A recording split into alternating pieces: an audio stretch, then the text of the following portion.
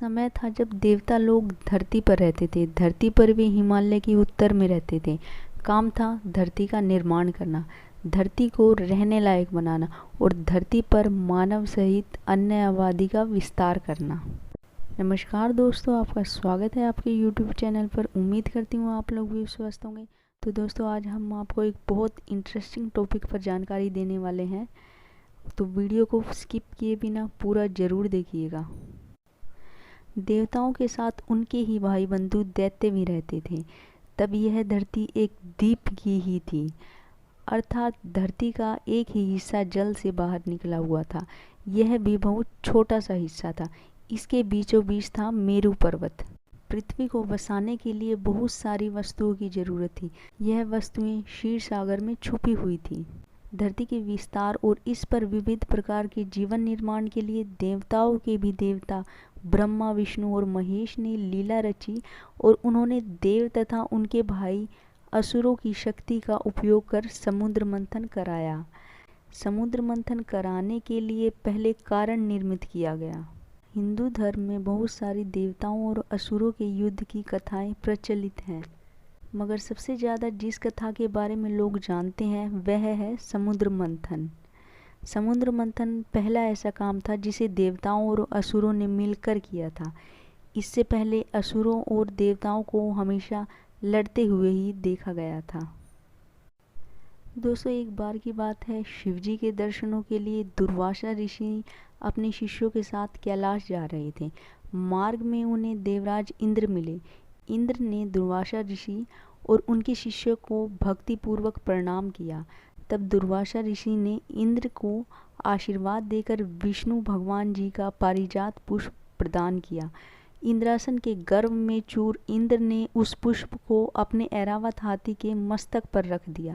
उस पुष्प का स्पर्श होते ही ऐरावत सहसा विष्णु भगवान के समान तेजस्वी हो गया। उसने इंद्र का परित्याग कर दिया और उस दिव्य पुष्प को कुचलते हुए वन की ओर चला गया। इस पर दुर्वासा ऋषि बहुत क्रोधित हुए। ये अपमान दुर्वासा ऋषि से सहन नहीं हुआ। वो बहुत ज़्यादा क्रोधित हो गए और उन्होंने इंद्रदेव को लक्ष्मी विहीन होने का श्राप दे दिया। माता लक्ष्मी के रुष्ट होने के बाद सभी देवताओं की शक्ति विलुप्त हो गई और इसी का फायदा उठाकर दैत्यों ने स्वर्ग पर कब्जा कर लिया। दैत्यराज बलि का राज्य तीनों लोकों पर था। इंद्र सहित सभी देवतागण उससे भयभीत रहते थे। अतः इसी स्थिति के निवारण के लिए सभी देवता और इंद्र ब्रह्मा जी के पास गए और उन्होंने सलाह देने के लिए कहा, ऐसा क्या किया जाए कि माता लक्ष्मी प्रसन्न हो जाए और सभी देवताओं का पराक्रम वापस आ जाए। ब्रह्मा जी ने कहा कि तुम लोगों को भगवान विष्णु जी के पास जाकर उनसे सहायता लेनी चाहिए। क्षीर सागर में एक अमृत कलश है, उस अमृत को पीने से आप सभी फिर से पराक्रमी हो जाएंगे। सभी देवतागण भगवान विष्णु के पास जाते हैं और उन्हें सारी बात बताते हैं और सभी देवतागण भगवान विष्णु से आग्रह करते हैं कि आप हमारी सहायता करें। भगवान विष्णु उनकी सहायता के लिए मान जाते हैं। तब भगवान मधुर वाणी में कहते हैं कि इस समय तुम लोगों के लिए संकट काल है। दैत्यों, असुरों एवं दानवों का अभ्युत्थान हो रहा है और तुम लोगों की अवनति हो रही है, किंतु संकट काल को मैत्रीपूर्ण भाव से व्यतीत कर देना चाहिए। तुम दैत्य से मित्रता कर लो और क्षीर सागर को मथ कर उसमें से अमृत निकाल कर पान कर लो। दैत्यों की सहायता से यह कार्य सुगमता से हो जाएगा। भगवान विष्णु जानते थे कि यदि अमृत दैत्यों ने पी लिया तो वे अमर हो जाएंगे और धरती का अनिष्ट ही करेंगे। भगवान विष्णु के आदेशानुसार देवराज इंद्र ने यह बात दैत्यों के राजा बलि को बताई।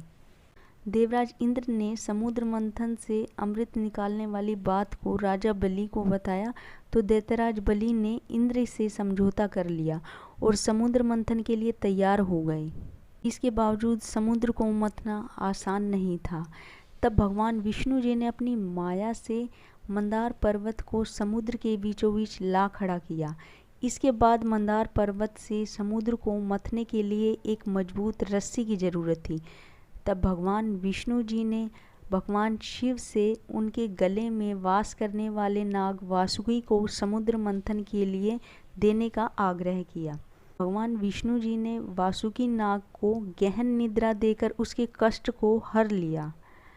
इसके बाद बारी आई कि वासुकी नाग के मुंह का हिस्सा कौन पकड़ेगा, क्योंकि वासुकी नाग के मुख से जहरीली हवा निकलती थी, मगर वह हिस्सा मजबूत था, वहीं पूंछ का हिस्सा कमजोर था। तब देवता वासुकी को मुख की ओर से पकड़ने लगे। इस पर उल्टी बुद्धि वाले दैत्य, असुर, दानवादी ने सोचा कि वासुकी नाग को मुख की ओर से पकड़ने से अवश्य कुछ न कुछ लाभ होगा। उन्होंने देवताओं से कहा कि हम किसी से शक्ति में कम नहीं है, हम मुख की ओर से वासुकी को पकड़ेंगे। तब देवताओं ने पूंछ की ओर का स्थान ले लिया। इसके बाद बारी आई कि मंदार पर्वत का भार कौन उठाएगा। तब भगवान विष्णु जी ने कछुए का रूप धारण किया। और दोस्तों, आपको बता दें कि भगवान विष्णु जी के इसी अवतार को कच्छप अवतार कहा जाता है। तब भगवान विष्णु जी ने कछुए का रूप धारण कर अपनी पीठ पर मंदार पर्वत को रख लिया। समुद्र मंथन आरंभ हुआ और भगवान कच्छप की 1,00,000 योजन चौड़ी पीठ पर मंदराचल पर्वत घूमने लगा। भगवान विष्णु जी ने दानव रूप से दानवों में और देवता रूप से देवताओं में शक्ति का संचार किया। तब कई वर्षों तक समुद्र मंथन का काम चलता रहा। और दोस्तों, आपको बता दें कि यह दिव्य घटना जहां घटित हुई थी वह था क्षीर सागर, जिसे आज हिंद महासागर कहते हैं। लोक मान्यताओं के अनुसार भगवान विष्णु जी हमेशा मंदार पर्वत पर निवास किया करते थे। दोस्तों, धरती रहस्य का भंडार है। समय समय पर इससे कई अनोखी और अद्भुत चीज़ें निकलती रही हैं, जो मनुष्य के लिए किसी करिश्मे से कम नहीं होती। कई बार ऐसे भी प्रमाण मिलते हैं जो हजारों साल पहले हुई पुरानी घटनाओं की पुष्टि करते हैं। अगर आप भी समझते हैं कि पौराणिक कथा केवल कल्पना होती है, तो कम से कम समुद्र मंथन के साथ ऐसा नहीं है। वैज्ञानिक प्रमाण भी यह सिद्ध करते हैं कि सचमुच समुद्र मंथन हुआ था। दक्षिण गुजरात के समुद्र में समुद्र मंथन वाला वही पर्वत मिला है। वैज्ञानिक परीक्षण के आधार पर इसकी पुष्टि भी की जा चुकी है। पिंजरत गांव के समुद्र में मिला पर्वत बिहार के भागलपुर में विराजित मूल मंदार शिखर जैसा ही है। गुजरात और बिहार का पर्वत एक जैसा ही है। दोनों ही पर्वत में ग्रेनाइट की बहुलता है। इस पर्वत के बीचों बीच नाग आकृति भी मिली है। द्वारका नगरी के पास ही देवताओं और राक्षसों ने अमृत की प्राप्ति के लिए समुद्र मंथन किया था। इस मंथन के लिए मंदार पर्वत का उपयोग किया गया था। समुद्र मंथन के दौरान विष भी निकला था, जिसे महादेव शिव ने ग्रहण कर लिया था। सामान्यतः समुद्र की गोद में मिलने वाले पर्वत ऐसे नहीं होते। सूरत के आर्कियोलॉजिस्ट ने कार्बन टेस्ट के परीक्षण के बाद यह निष्कर्ष निकाला है। उन्होंने दावा किया है कि यह समुद्र मंथन वाला पर्वत ही है।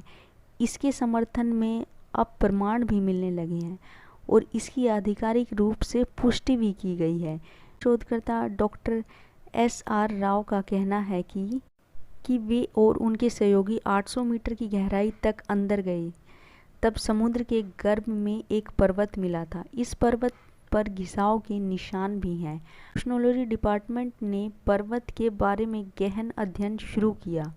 पहले माना गया कि घिसाव के निशान जल तरंगों के हो सकते हैं।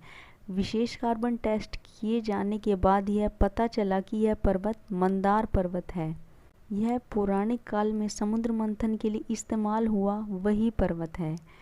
कई वर्ष पहले यह जानकारी सामने आई, किंतु प्रमाण अब भी मिल रहे हैं। तो दोस्तों, अगर आप जानना चाहते कि समुद्र मंथन में जो 14 रत्न निकले थे वो कौन कौन से थे, तो आप मेरी नेक्स्ट वीडियो ज़रूर देखिएगा। तो दोस्तों, अगर आपको मेरे द्वारा दी गई जानकारी ज़रा भी यूज़फुल लगी तो प्लीज़ आप वीडियो को लाइक कीजिए, शेयर कीजिए और सब्सक्राइब कीजिए। Thanks for watching.